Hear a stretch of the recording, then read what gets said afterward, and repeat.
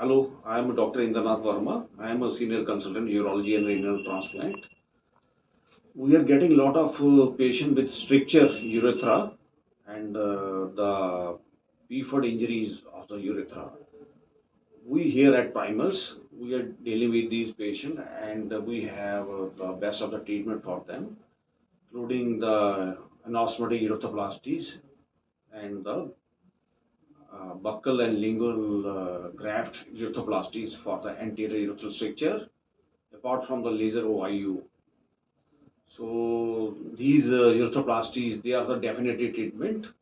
They cure the problem of the stricture, and anosmotic urethroplasty also cure the problem of the posterior urethral destruction defect, so-called PFUDD injuries or posterior stricture.